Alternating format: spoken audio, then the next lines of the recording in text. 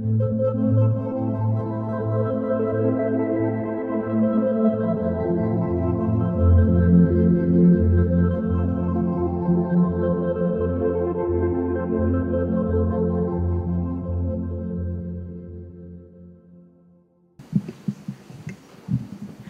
noite a todos. É com muita alegria que nós nos encontramos nesta casa para mais uma palestra, para mais um aprendizado. E com isso nós estamos agradecendo profundamente a direção da casa pela confiança que depositaram em nós. E pedimos ao nosso Mestre Jesus que nos auxilie nesta colocação a vocês todos. Falar de Jesus é sempre muito bom. E a nossa palestra de hoje, aproveitando o simpósio, né, a comemoração do Livro dos Espíritos, nós vamos falar sobre o outro Consolador. Talvez vocês pudessem ter achado estranho esse título. Como assim o outro Consolador? Não é? Vamos ver por que a gente deu esse título para a palestra. Então, 33º Simpósio, 2019, o símbolo da casa e o outro Consolador. Vamos ver, então. É uma promessa de Jesus.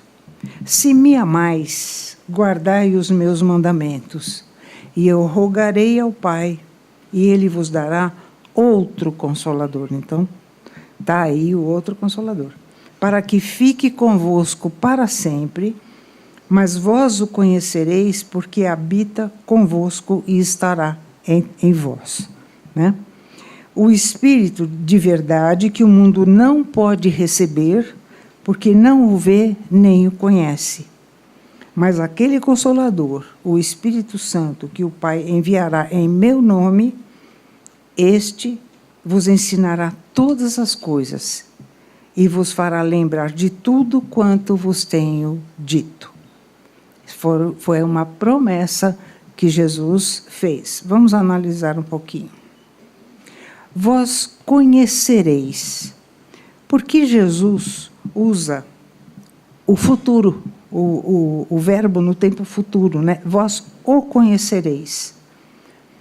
Muitas das coisas que vos digo ainda não a compreendeis, e muitas outras teria a dizer. Então, vejam, Jesus não disse tudo, né? Nós temos, assim, uma informação de que os evangelistas narram muito poucas coisas daquilo que foi a passagem de Jesus entre nós. Eles fizeram uma síntese, tanto é que, se nós estabelecermos uma comparação entre um evangelista e outro, nós vamos notar diferenças, até na maneira de narrar as coisas, mas tudo bem. Então, vamos lá. Muitas das coisas que vos digo ainda não as compreendeis, e muitas outras teria a dizer, que não compreenderíeis. Pois, por isso é que vos falo por parábolas. Mais tarde, porém, enviar-vos-ei o Consolador, o Espírito de verdade, que restabelecerá todas as coisas, e vou-lhe explicará todas. Estas palavras estão em João. Se o Cristo não disse tudo quanto poderia ter dito, é que julgou conveniente dizer apenas certas coisas, porque as demais não estariam ao alcance da compreensão das criaturas que o cercavam, das criaturas que vinham conhecer a sua palavra. Seu ensino era incompleto, pois anunciava a vinda daquele que o completaria. Previra, pois, que suas palavras não seriam bem interpretadas, e, além disso, além de não serem bem interpretadas, corriam o risco de serem deturpadas. Com todos estes cuidados, ele deixou deixou lições maravilhosas. Mesmo assim, elas foram deturpadas, né? Imagina o cuidado que ele devia ter.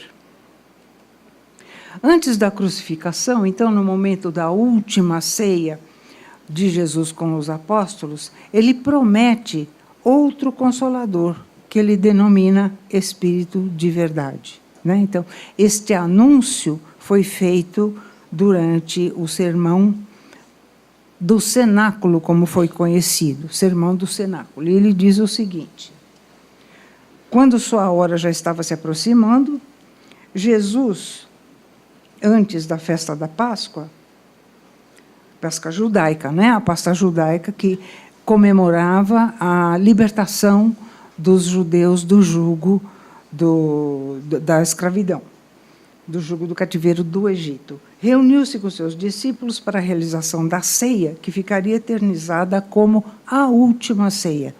Então, existem quadros belíssimos, como este aqui, que a gente está mostrando de novo para vocês.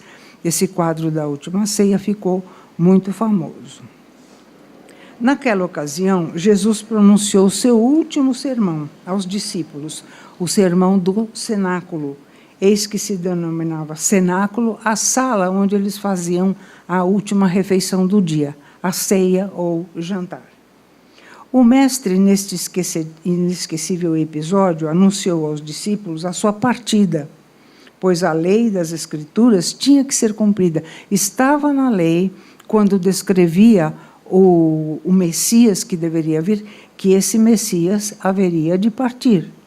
Então, a partida de Jesus era necessária para dar cumprimento às Escrituras antigas. Falou-lhes, então, sobre a traição de Judas, nesse sermão do cenáculo, e sobre o caminho de martírio que deveria percorrer. Mas, de repente, Jesus percebe que os seus discípulos, os seus apóstolos, ficaram muito preocupados. Como assim, Jesus? Né? Como assim o senhor vai partir?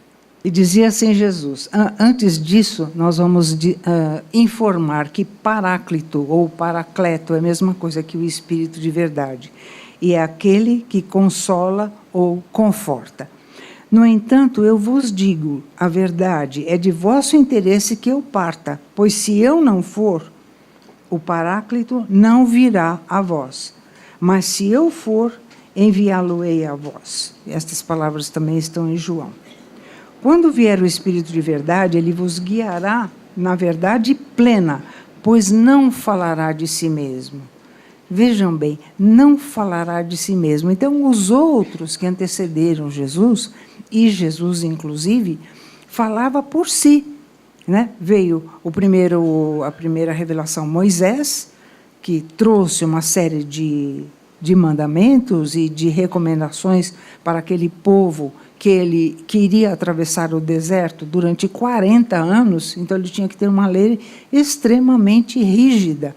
Acho que eu já comentei com vocês que eram 600.000 homens sob a direção de Moisés. As crianças e as mulheres não eram contadas. Então, vocês calculem a multidão que estava atravessando o deserto por 40 anos sob as ordens de Moisés. Ele tinha que ter um pulso muito firme com aquele povo indisciplinado.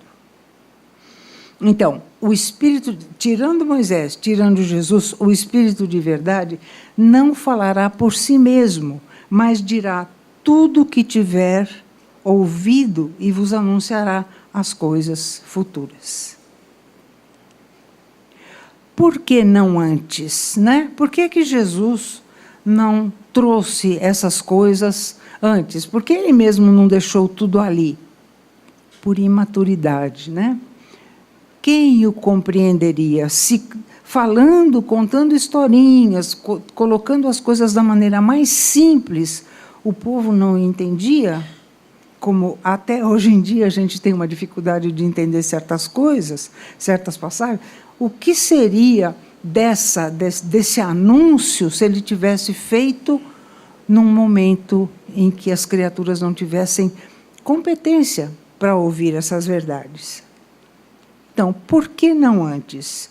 Vamos ver um breve histórico das crenças da humanidade. Quais eram os objetos de adoração dos povos primitivos? Eles adoravam tudo que eles não pudessem explicar e que eles atribuíam um valor divino, né? Então, eles colocavam deuses, não Deus, mas deuses nas coisas a que eles adoravam: as pedras, as plantas, as águas, o raio, né? O raio, inclusive, era muito temido, que eles atribuíam a Tupã, a deidade do raio. Tupã era o deus do raio. Eles faziam reuniões em torno de vegetais, de plantas, por exemplo. Eles faziam cultos. Dá para perceber bem neste slide que eles estão fazendo um culto, tendo por figura central esta árvore. Devia ter para eles algum significado mais ocultista, né? O fogo também era adorado como um deus, né? Inclusive, o fogo era temido, assim como o raio. O poder dos espíritos também fazia parte da religiosidade dos povos antigos. Os índios tinham uma série de espíritos que eram evocados pelo pajé.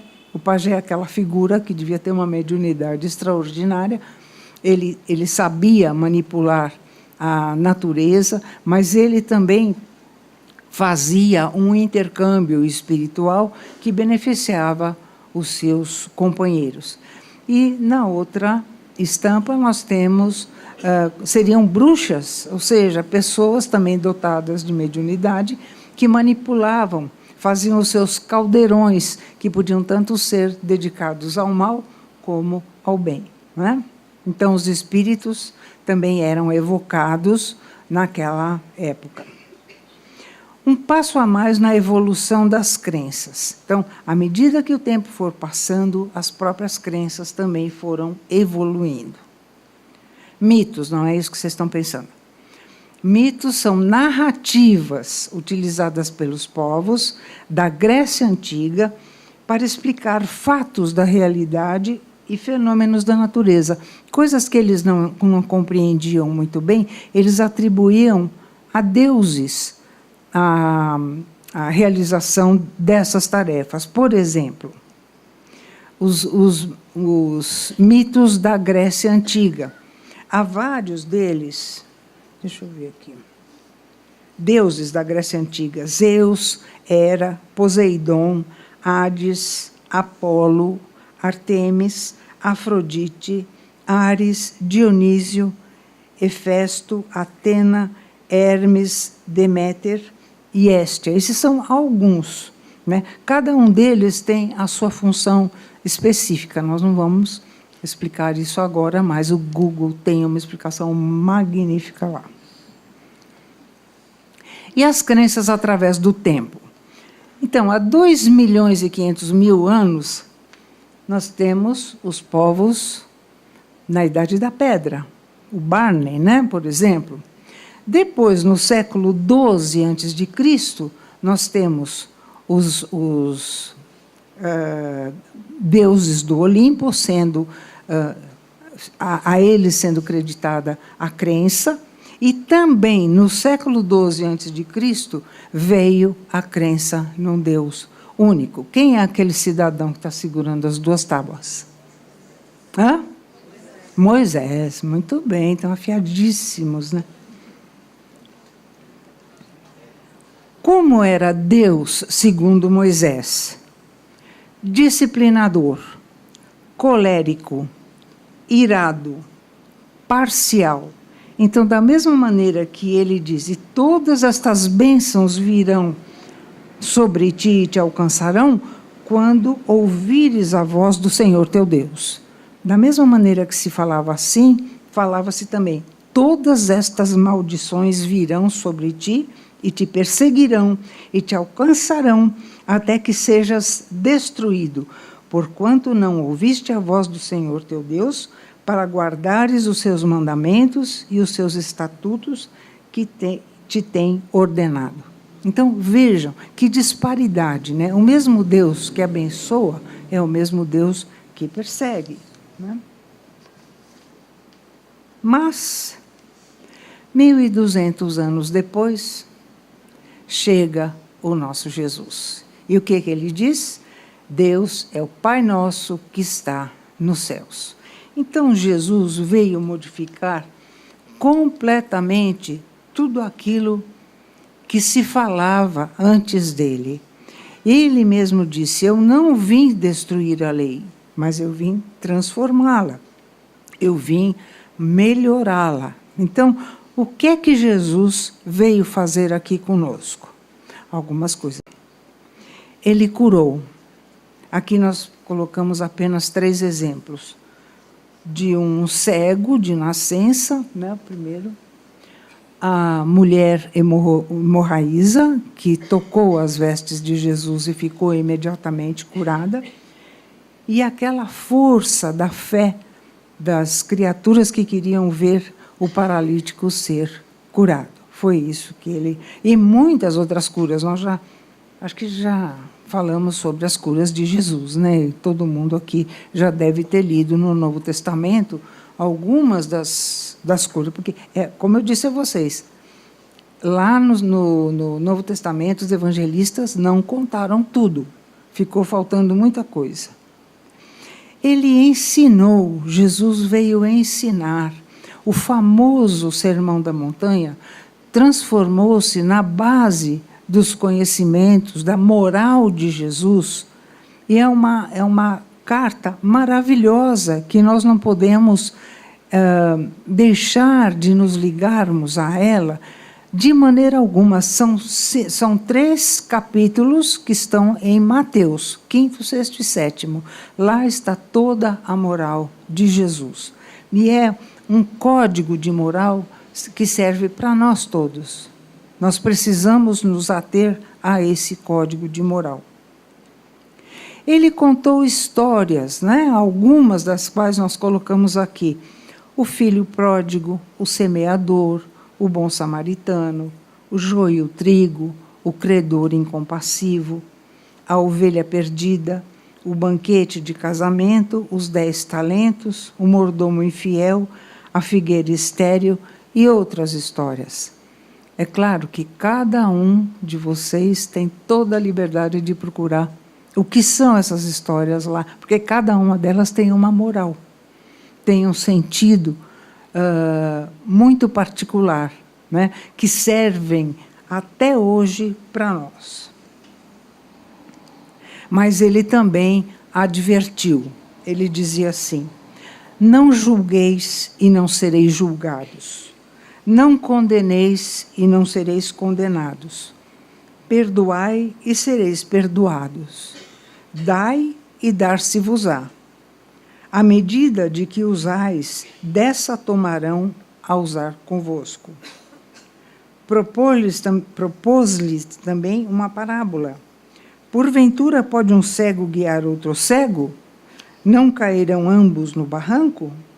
O discípulo não é mais que seu mestre, mas todo discípulo, quando for bem instruído, será como seu mestre. Por que vês o argueiro no olho do seu irmão e não reparas na trave que está no teu? Como poderás dizer a teu irmão: deixa, irmão, que eu tire o argueiro do teu olho, não vendo tu mesmo a trave que está no teu? Hipócrita, tira primeiro a trave do teu olho, e então verás claramente para tirar o argueiro que está no olho do teu irmão. Jesus, de vez em quando, ficava bravo, né? Ele também chamava. Não é a primeira vez que a gente vê Jesus chamando alguém de hipócrita, né? Ele vivia chamando os fariseus de hipócritas, né? Que mais? Jesus foi compassivo e misericordioso. Jesus ia passando por todas as cidades e povoados, ensinando nas sinagogas, pregando as boas novas do reino e curando todas as enfermidades e doenças. Ao ver as multidões, teve compaixão delas, porque estavam aflitas e desamparadas, como ovelhas sem pastor. Ele, inclusive, se atribuiu o título de pastor das ovelhas. Ele disse: essas ovelhas têm que vir para o meu redil, e nenhuma delas será perdida. Jesus perdoou. Aqui nós colocamos apenas 4 das ocasiões em que ele perdoou, mas ele perdoou muito mais do que isso, né? Ele perdoou Pedro, quando disse a Pedro que antes que o galo cantasse, você vai me negar 3 vezes. E Pedro fez isso, negou Jesus por 3 vezes, por medo de ser também preso pelos guardas romanos, né? Jesus perdoou a Judas. Existe uma passagem belíssima que nos leva às lágrimas no livro Trigo de Deus, que mostra quando Jesus foi visitar Judas, que havia desencarnado por suicídio. E Jesus vai pessoalmente visitar Judas e dizer que ele não tinha que ficar tão aflito daquela maneira. Então, ela diz, Judas, sou eu. Imagine a emoção de Judas ao perceber que o Cristo, em pessoa, havia procurado por ele. Existe esta passagem também, que é a mulher adúltera, que também foi perdoada por Jesus. Ela já tinha sido perdoada por várias pessoas, porque Jesus foi induzindo as pessoas a perdoarem esta mulher. Falou, mulher, quem te condenou? Ninguém? Eu também não te condeno. Vai e não peques mais. E, finalmente, Jesus, no seu imenso amor a todos, perdoou aqueles que o haviam crucificado. Pai, perdoai-lhes, porque não sabem o que fazem. Este foi o perdão mais espetacular que Jesus deu, né? Ele acolhia muitas crianças, né? Os seus discípulos não queriam que ele fosse perturbado. Olha que bagunça. Deixa, o mestre falou, não, deixai vir a mim as criancinhas, porque delas é o reino dos céus. Daqueles que se assemelham a elas é que é o reino dos céus. Porque há muita ternura e muita candura nas crianças, né? As crianças, de um modo geral, não são maliciosas, elas são puras de coração, né? É por isso que Jesus permitiu que elas viessem a ele para justamente deixar este ensinamento. Ele alimentou a multidão. Por 2 vezes, Jesus precisou utilizar algumas coisas materiais, aqui no caso como peixes e pães, 5 pães e 2 peixes, para alimentar uma multidão que estava faminta, porque já estava junto a Jesus há muitas horas. Então, ele precisou fazer. Agora, existem aqui 2 interpretações para esta multiplicação, ou estas, porque são 2. Ele teve que se basear em alguma coisa material, talvez para utilizar estas coisas materiais para servirem de molde para que ele pudesse replicar. Dizem que depois que ele alimentou a multidão, vários e vários cestos foram enchidos com estes alimentos. Ou existe uma outra explicação também, que, embora cada um recebesse uma partícula, olha, dividir 5 pães e 2 peixes para uma multidão, cada um receberia, sei lá, uma escama, uma lasquinha, mas o magnetismo impregnado nesses farelos seria tão potente que teria mitigado a fome de todas as pessoas. Enfim, nós não vamos discutir por causa disso, né? Ele consolou. O que ele dizia? Vinde a mim, todos os que estáis cansados e oprimidos, e eu vos aliviarei. Tomai sobre vós o meu jugo e aprendei de mim, que sou manso e humilde.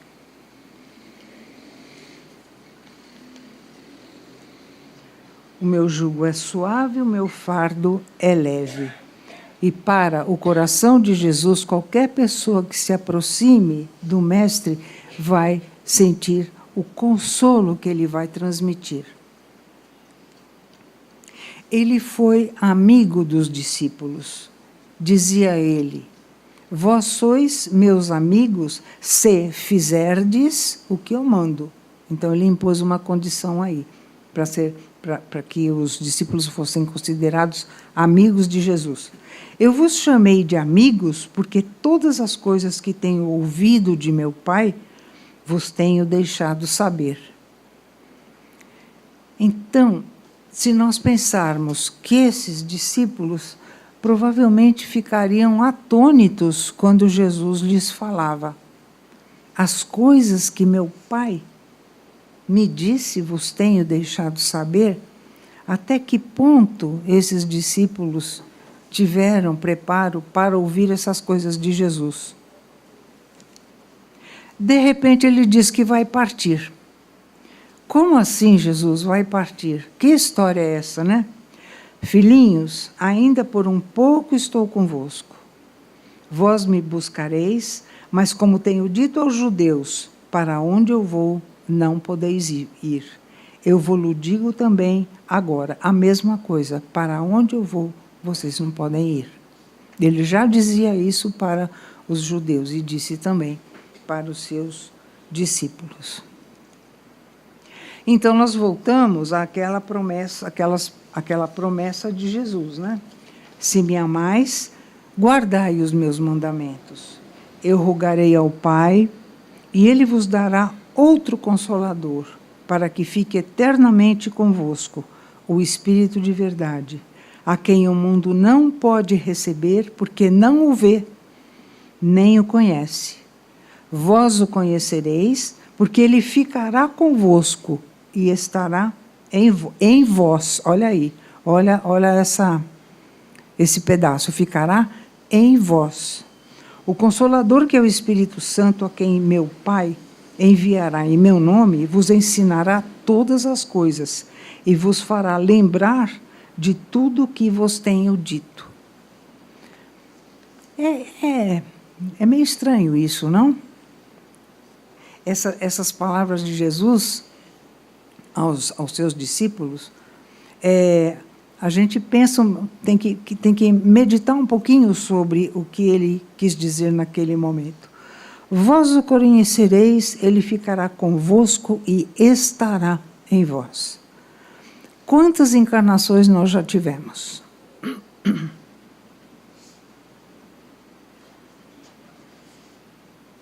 Muitas. Aqui ele colocou 2, 4, 6, 8, 9. Nós temos muito mais do que 9 encarnações. Será que em algum momento nós não ouvimos falar dessas coisas que Jesus estava dizendo para os seus discípulos? Mesmo que fosse assim, uma coisa que nós não tivéssemos a menor responsabilidade sobre esses conhecimentos que estavam sendo passados. Ouviu falar. Será que nós, agora, não estamos nos lembrando disso? Ele estará em vós. Olha que afirmação forte, estará em vós. O Espírito de verdade, que é o Espírito Santo, vos fará lembrar tudo o que vos tenho dito. Será que nas nossas reminiscências nós não passamos por aquela fase em que Jesus estava na Terra? Será que nós não, em algum momento, nós não estivermos encarnados naquela época? Fica para lição de casa. Venham como outrora aos transviados filhos de Israel, trazer-vos a verdade e dissipar as trevas. Escutai-me. O Espiritismo, como fez antigamente a minha palavra, tem de lembrar aos incrédulos que acima deles reina a imutável verdade, o Deus bom, o Deus grande, que faz germinem as plantas, se levantem as ondas. Revelei a doutrina divinal. como um ceifeiro reunia em feixes o bem esparso no seio da humanidade e disse: vinde a mim, todos vós que sofreis. São palavras do Espírito da Verdade, que está no texto Advento do Espírito de Verdade, no livro, no Evangelho segundo o Espiritismo. Aqui a gente colocou algumas pessoas que participaram da codificação da doutrina espírita, que ajudaram Kardec na codificação. Então, nós temos Sócrates, Platão, São Luís, Chateaubriand, Santo Agostinho, São Vicente de Paula, Apóstolo Paulo, Erasto, Fénelon, Swedenborg, Galileu, João Evangelista, Rousseau, Hahnemann, que ajuda, e muitos outros, né? Não são só estes. Estes são alguns que têm mensagens no Evangelho segundo o Espiritismo e também no Livro dos Espíritos, que dão uns palpites depois de algumas perguntas. É muito interessante a gente verificar a quantidade de pessoas que participaram dessa codificação da doutrina espírita. Primeiro, porque não girou em torno de uma pessoa, mas girou em torno de vários médiuns que recebiam as mensagens, as respostas formuladas aos espíritos em vários lugares do mundo. Várias pessoas traziam as respostas, e Kardec é que fazia a compilação dessas respostas. Aquelas que concordavam, ele aceitava como verdade. As que eram muito díspares, não concordavam, ele deixava de lado. E aqui nós temos, então, os 5 pilares da doutrina espírita, que nós colocamos 4, né? Existência de Deus, imortalidade da alma, pluralidade das existências, pluralidade dos mundos habitados e comunicabilidade dos espíritos. A nossa doutrina está plantada sobre estes 4 pilares. Quem teve a oportunidade de assistir às palestras do irmão Mayuri, ele falou sobre estes 5 pilares. Ele fez 5 palestras, dedicando uma palestra a cada um desses pilares. Então, guardem bem isso, porque vai ser muito útil para vocês. Existência de Deus, imortalidade da alma, pluralidade das existências, pluralidade dos mundos habitados e comunicabilidade dos espíritos. Se depois vocês precisarem de uma colinha, a gente dá. O Espiritismo realiza o que Jesus disse do Consolador prometido: conhecimento das coisas, fazendo que o homem saiba de onde vem, para onde vai e por que está na terra. Chama para os verdadeiros princípios da lei de Deus e consola pela fé e pela esperança, mas uma fé raciocinada, não uma fé cega. Você tem que acreditar, acredita e ponto final. Não mesmo, né?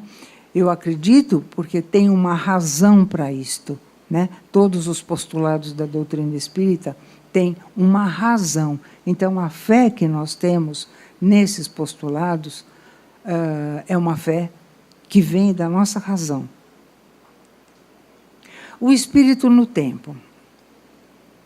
Então, século I, Jesus, depois no século XIX, Kardec, agora no século XXI, olha nós aqui no templo. Estão vendo o Euclides lá no... E o Voltaire ali do lado. Dá para reparar? Olha aqui. O Voltaire está ali, ó, e o Euclides também. É uma pequena homenagem. Então, olha nós aqui. Olha o que nós já passamos, né? Nós estamos aqui, neste momento, no século XXI, fazendo o quê, hein, pessoal? O que nós estamos fazendo aqui?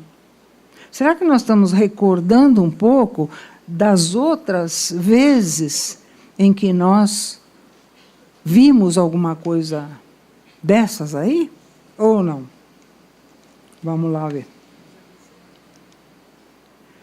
Como anda a nossa memória? Como anda o nosso esforço? Como anda a nossa parceria com Jesus? Nós estamos sendo parceiros de Jesus? Será que nós estamos conseguindo ser parceiros de Jesus? Está faltando alguma coisa? Então, a gente apresenta as obras básicas do Espiritismo para aqueles que precisarem refrescar um pouquinho a memória. Aliás, todos nós, né? O Livro dos Espíritos, a Gênese, o Céu e o Inferno, Evangelho segundo o Espiritismo, o Livro dos Médiuns, Obras Póstumas e o que é o Espiritismo. Todos eles estão à disposição na nossa livraria. Então, né? Na nossa livraria. Vós sereis meus amigos, se fizerdes o que vos mando. Eu vos chamarei de amigos, porque todas as coisas que tenho ouvido do meu Pai, vos tenho deixado saber. Então, Jesus ainda se arvora em caminho, verdade e vida. Ninguém vai ao Pai senão por mim. Agora que eu quero saber, segundo a doutrina espírita, para sermos considerados amigos de Jesus, eu quero 5 respostas. Vamos lá. O que nós precisamos fazer para sermos, segundo a doutrina espírita, hein? O que nós precisamos fazer para sermos considerados amigos? Está valendo o livro, hein? Para sermos... Calma. Ó, está valendo o livro. Fala mais, né? Amar incondicionalmente, está valendo. Que mais, pessoal? Amar ao próximo como a nós mesmos. Temos outra aqui. Aqui, ó. Quem mais? Eita, olha lá. Que caridade? Hã? O que você entende por caridade? Hã? Como é que é? Eu não estou ouvindo. É o amor ao próximo, né? Caridade, a maior caridade é o amor ao próximo. Valeu. Quem mais? Ali. Caridade de novo. Vamos mudar esse disco. Que mais? Ali, ó.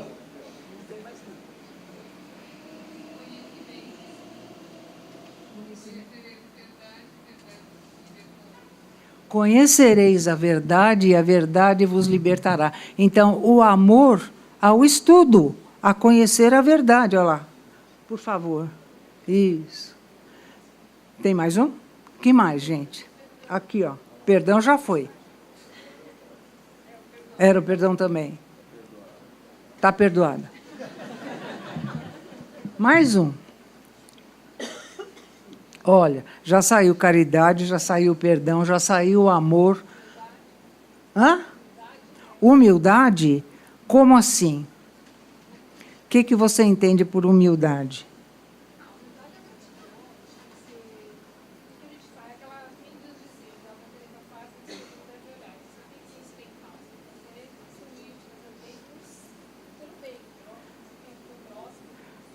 E essa humildade, ela requer um retorno? Não. Isso, acho que mais que humildade, a gratidão é uma das grandes coisas que o nosso espírito tem que manifestar, não só a Deus, né? O Pai de todos nós, que está nos céus, o Pai que nos proporciona todas as coisas, como a Jesus, que veio nos comunicar uma série de coisas que naquela época nós não entendemos absolutamente nada, e agora, através do Espírito de Verdade, veio trazer tudo outra vez, mas aí explicadinho, para que nós não tivéssemos mais motivo de dizer, eu não sabia, né? Eu não sabia. Tá bom, gente? Muito bem, deixa eu aplaudir vocês.